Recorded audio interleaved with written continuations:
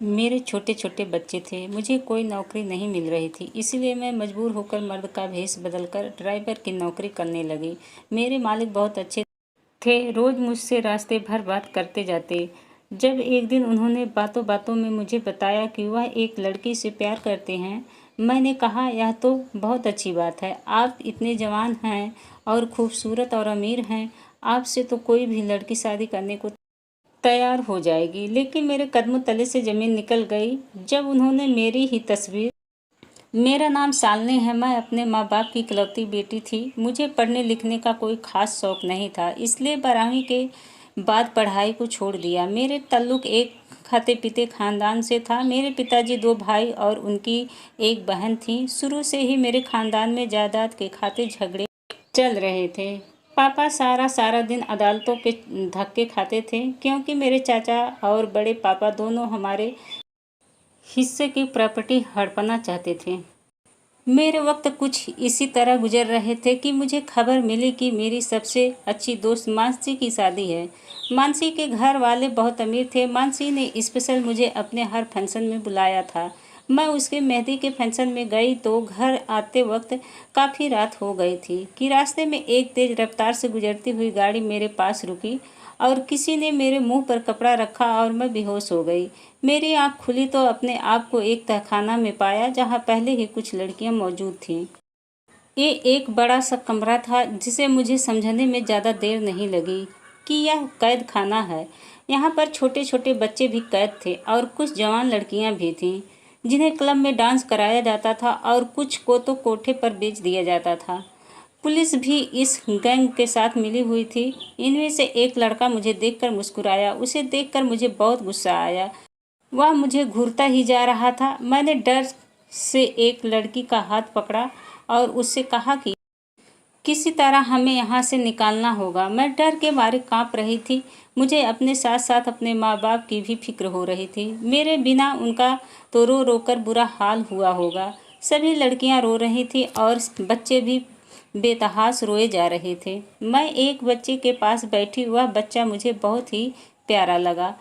मुझे उस बच्चे पर बहुत तरस आया। उससे देखकर लग रहा था कि वह गुस्से से ज़मीन को घूर रहा है और सोच रहा है कि जैसे तैसे मुझे यहाँ से निकलने का रास्ता मिल जाए। मैंने प्यार से उसे बच्चे के सर पे हाथ फेरा और कहा, तुम इन जालिमों के हाथ में कहाँ से आ गए?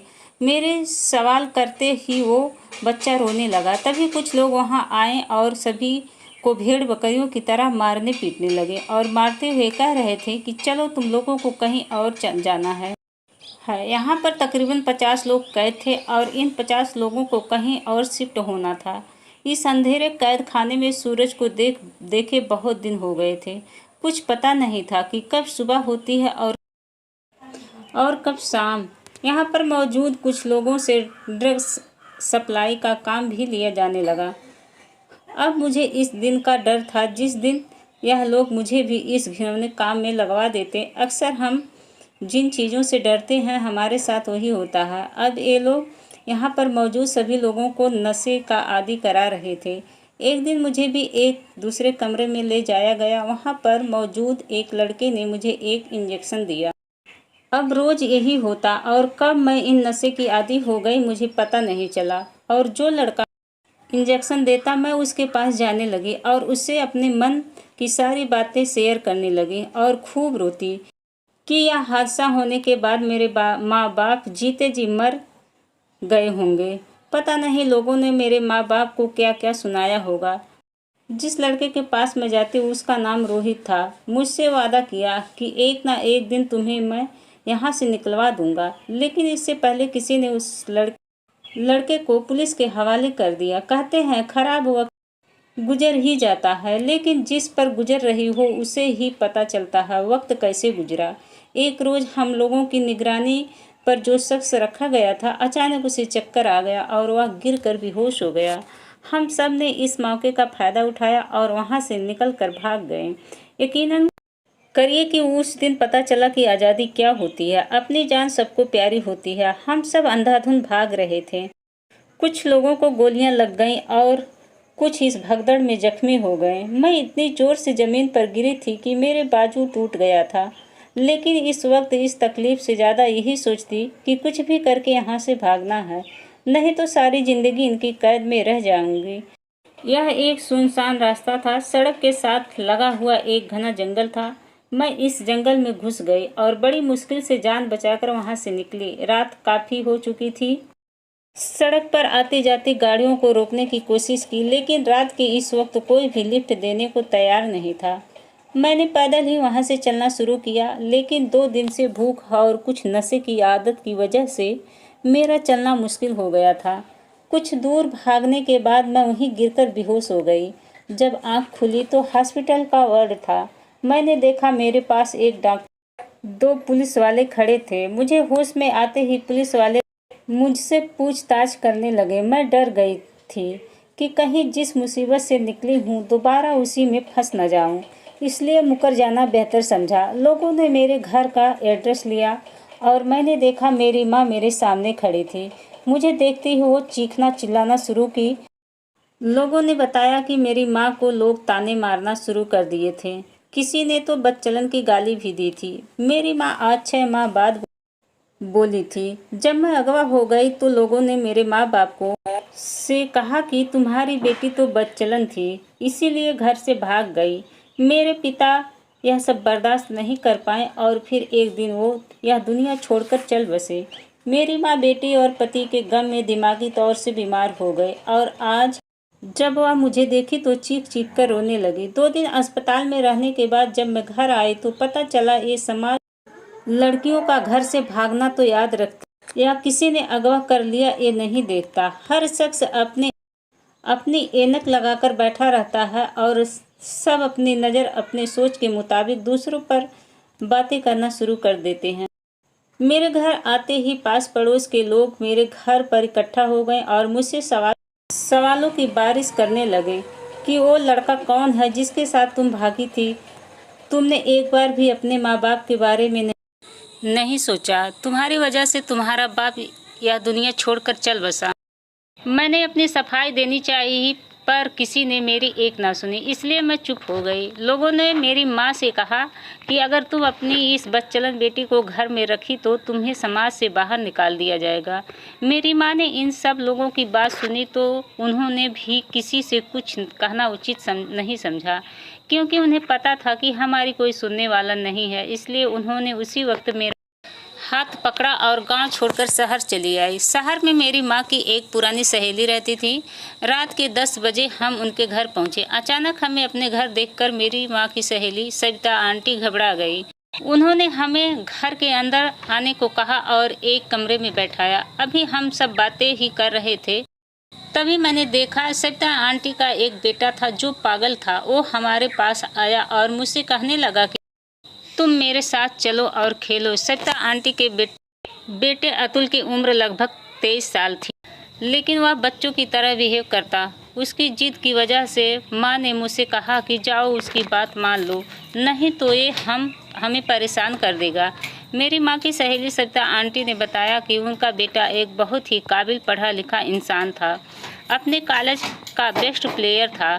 एक बार मैच खेलते समय किसी खिलाड़ी ने उसके सर पर भारी चीज मार दी और वो बेहोश होकर गिर गया और पूरे 1 महीने अस्पताल में रहा। उसकी हालत में सुधार तो हुआ, लेकिन उसके दिमाग का एक हिस्सा खराब हो गया, जिसकी वजह से ये बच्चों की तरह बिहेव करता है। हम माँ बेटी सविता आंटी के घर रहने लगे। आलोक सारा दिन अपने कमरे में पड़ा रहता या अपनी माँ से जिद करके अपनी बात मनवाता। आलोक मुझसे घुल मिल गया था। मेरे आने से उसे एक अच्छा दोस्त मिल गया था। वह मुझसे ढेर सारी बातें करता। धीरे धीरे करके हमारा अच्छा वक्त गुजरने लगा। सविता आंटी का हम पर बहुत एहसान था, क्योंकि इस मुश्किल वक्त में उन्होंने हमें अपने घर में पनाह दी, इसीलिए हमारे लिए बहुत काफ़ी था। मेरी माँ अपनी सहेली के साथ लोगों के कपड़े सिलती और मैं सारा दिन घर के काम करती। आलोक के पिता अब इस दुनिया में नहीं थे। उनके घर में सविता आंटी और आलोक ही रहते थे। कुछ दिन बाद मेरी माँ की सहेली ने मेरी माँ से एक अजीब सी फरमाइश कर दी कि वो आलोक की शादी मुझसे करवाना चाहती है। माँ ने सविता आंटी से कहा कि अपने घर में पनाह देने की इतनी बड़ी कीमत मत मांगो। लेकिन मेरी माँ की सहेली सविता आंटी ने एक शर्त रख दी, या तो मैं उनके बेटे से शादी करूं या हम अपना बंदोबस्त कहीं और कर लें। सविता आंटी की यह शर्त सुनकर अब तो हमें अपने रूह से भी भरोसा उठ गया था। मेरी माँ ने मुझसे कहा कि चाहे कुछ भी हो जाएगा, मैं तुम्हारी शादी आलोक से नहीं होने दूंगी, क्योंकि वह पागल। हम यहाँ से कहीं दूर चले जाएंगे। लेकिन पता नहीं क्यों आलोक के साथ रहते रहते मुझे उससे लगाव हो गया था। वह चाहे जैसे भी था, मुझे वह अच्छा लगने लगा था। मैंने माँ को समझाते हुए कहा, माँ अब हम यहाँ से निकलें तो हम मारे मारे फिरेंगे, हमारा कोई ठिकाना नहीं होगा, इसलिए यही बेहतर होगा कि हम सविता आंटी की बात मान लें। मेरे फैसले पर माँ रोती रही कि मेरी एक ही बेटी थी और कैसा नसीब लेकर आई है। हम दोनों माँ बेटी की एक दूसरे से लिपट कर देर तक रोते रहे और कुछ दिन बाद मेरी शादी आलोक से कर दी गई।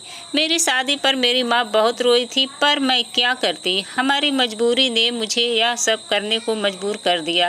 मेरे दिन कुछ इसी तरह गुजरने लगे। आलोक मुझे अपना दोस्त मानता था, पर पत्नी का क्या मतलब होता है उसे बिल्कुल भी नहीं पता था। एक दिन एक भिखारन मेरे दरवाजे पर आई और कहने लगी, मुझे भर पेट खाना खिला, तेरी हर मनोकामना पूरी होगी।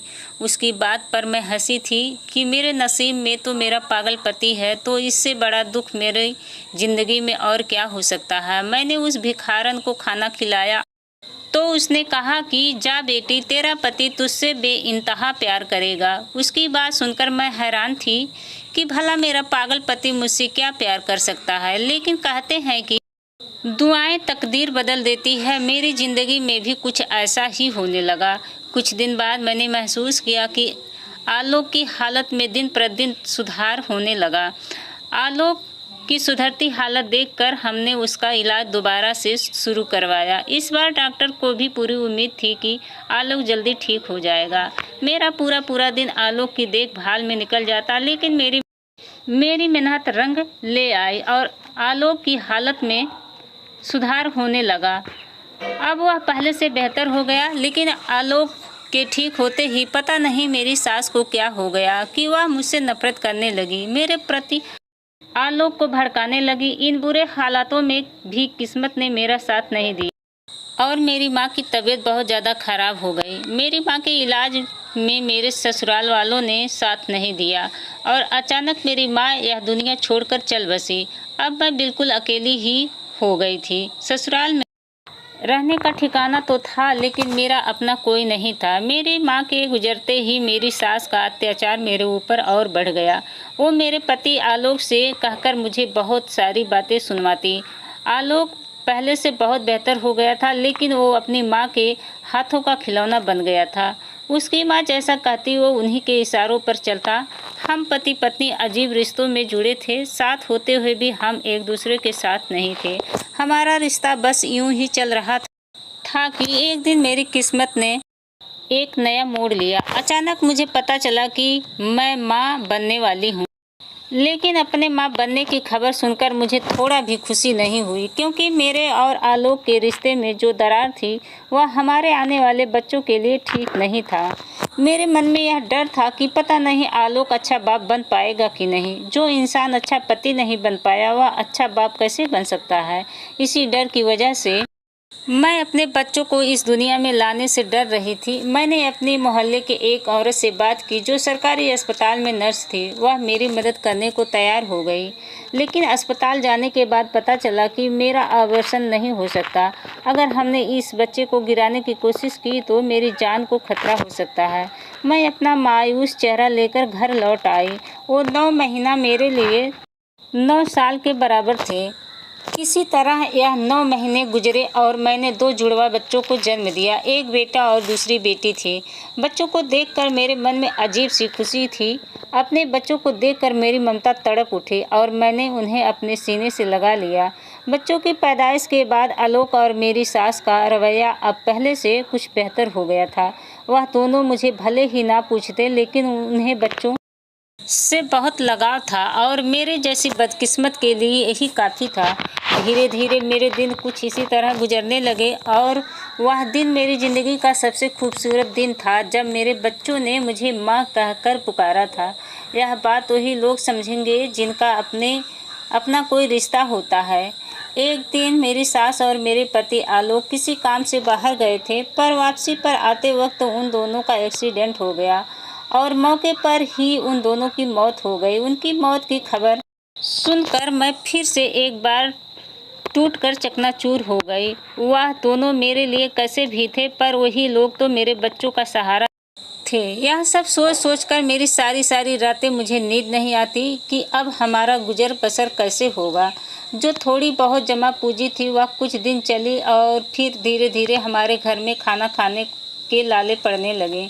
एक माँ खुद भूखी रह सकती लेकिन अपने बच्चों को भूखा नहीं रख सकती। मैं अगल बगल के मोहल्लों में काम कर अपने बच्चों का पेट पालने लगी, लेकिन एक अकेली औरत का कोई सहारा नहीं होता और नहीं तो लोग उसे बेइज्जत करने पर तुले रहते हैं। लोगों के घर काम करने जाती तो वहाँ पर उनके घर के मर्द मुझे गंदी निगाहों से घूरते। एक दिन मैं यूं ही ऐसे ही भटकते भटकते जा रही कि मुझे पता चला कि एक आदमी को ड्राइवर की ज़रूरत है। मैं गाड़ी चलाना उन्हीं दिन सीखी थी जब मैं किडनैप हुई थी। वो किडनैपर हमें ट्रेनिंग देते ताकि वक्त आने पर हम गाड़ी चलाकर भाग सके। लेकिन फिर से परेशानी वही थी कि मुझे एक मर्द की गाड़ी चलानी थी, इसलिए मैंने अपना हुलिया चेंज कर लिया और अपने आप को मर्द के पोशाक में ढाल लिया। कोई भी मुझे देखता तो यही समझता कि मैं एक मर्द हूँ और मैं उस आदमी की गाड़ी चलाने लगी। वो साहब बहुत अच्छे थे, वो मुझसे अपने मन की सारी बातें शेयर करते। धीरे धीरे साहब और मेरे बीच एक गहरी दोस्ती हो गई थी। गाड़ी चलाते चलाते मेरा सफ़र भी अच्छा गुजर जाता। एक दिन बातों ही बातों में मैंने उनसे पूछा कि आपने अभी तक शादी क्यों नहीं की। उन्होंने मुझे बताया कि एक लड़की देखी थी और उसी से मैं प्यार करने लगा था, पर ज़िंदगी ने ऐसा वक्त दिखाया कि मैं उसे ढूंढ ना सका। अपने झमेला में वो लड़की कहीं खो गई। वह किस्मत की मारी थी, पता नहीं वो किस हाल में होगी। साहब ने कहा किसी अगले दिन उस लड़की की तस्वीर वो मुझे दिखाएगा। अब मुझे अगले दिन का इंतज़ार था और उस लड़की के किस्मत में के भी बारे में सोच रही थी कि उसकी किस्मत तो बहुत अच्छी है, क्योंकि कोई शख्स उससे 7 साल से मोहब्बत करता है और उसी की यादों में अभी तक उसने शादी नहीं की थी। अगले दिन बच्चों को स्कूल छोड़कर जब मैं उस साहब को लेने गई तब वो गाड़ी में बैठे। कुछ दूर जाकर मैंने उससे कहा कि मुझे उस लड़की की तस्वीर दिखाइए। आखिर कौन है वो खुशनसीब, कौन है जिससे आप प्यार करते हैं। उन्होंने जब उस लड़की की तस्वीर निकाल कर मुझे दिखाई तो तस्वीर देखकर मेरे पैरों तले से ज़मीन निकल गई, क्योंकि वह शख्स तो मेरी ही तस्वीर मुझे दिखा रहा था। यह तस्वीर तब की थी जब मैं अगवा हुई थी। पता नहीं कैसे इस तस्वीर निकाला गया था।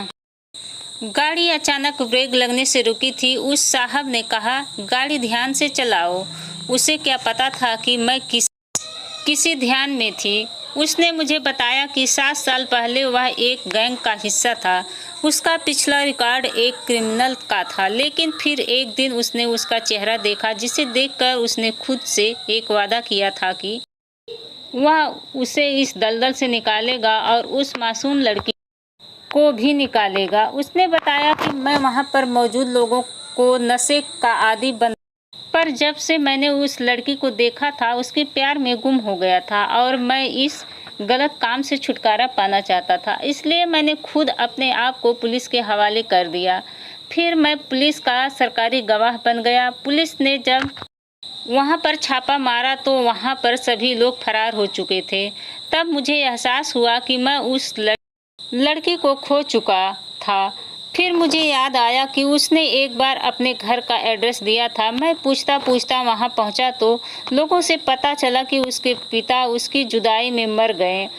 इसके बाद उस लड़की और उसकी मां को समाज से निकालने की धमकी दी गई, जिससे वह लड़की और उसकी मां यह गांव छोड़कर कहीं चले गए। मैंने पढ़ाई अच्छी की थी, लेकिन गलत संगत की वजह से क्रिमिनल बन गया था। उस वक्त अपने साहब की बात सुनकर मैं उन्हें सच्चाई बता दी कि मैं ही वह लड़की हूँ जिसे आप बेइंतहा प्यार करते हैं, लेकिन लोगों की नज़र से बचने के लिए मैंने अपना हुलिया बदल लिया है और मैं एक मर्द के भेष में रहने लगी हूँ। रौनक को जब पता चला कि मैं शालिनी हूँ तो वो मुझे अपने सामने देखकर बहुत खुश हो गए और मुझे अपने गले से लगा लिया। मैंने अपने ऊपर बीती हर बात उन्हें बताई। रौनक ने मुझे सांत्वना देते हुए कहा कि तुम फिक्र मत करो, मैं तुम्हारी ज़िंदगी के सारे दुखों को दूर कर तुम्हारे बच्चों को अपना लूँगा। रौनक ने बताया कि जब तुम मेरी ज़िंदगी में आई तो तुम्हें देखकर मैं इस बुरी संगत से दूर जाकर अपनी ज़िंदगी को बेहतर बनाना चाहता था, लेकिन तुम भी मुझसे बिछुड़ गई। फिर मैं दोबारा अपनी ज़िंदगी को बेहतर बनाने में लग गया। मेरी पढ़ाई की वजह से मुझे एक अच्छी नौकरी मिल गई और मैं लगन से वह नौकरी करने लगा, क्योंकि मेरे मन में यह विश्वास था कि एक ना एक दिन तुम मुझे ज़रूर मिलोगी। कहते हैं अगर प्यार सच्चा हो तो एक ना एक दिन ज़रूर मिलता है, और आज तुम मेरे सामने बैठी हो। रौनक की बात सुनकर मैं भी बहुत खुश हुई, क्योंकि मुझे एक सच्चा जीवन साथी मिला था। मैंने उससे अपने बच्चों से मिलवाया। कुछ दिन बाद रौनक ने मुझसे शादी कर ली। मैंने अपनी ज़िंदगी में जितने दुख झेले थे, रौनक ने आकर मेरे दामन में खुशियाँ भर दी। तो दोस्तों, कहानी कैसा लगा? कहानी अच्छी लगी हो तो कहानी को कमेंट करके ज़रूर बताएं, और अभी तक हमारे चैनल को सब्सक्राइब नहीं किए हैं तो प्लीज़ हमारे चैनल को लाइक, कमेंट और सब्सक्राइब करें। नमस्कार, धन्यवाद।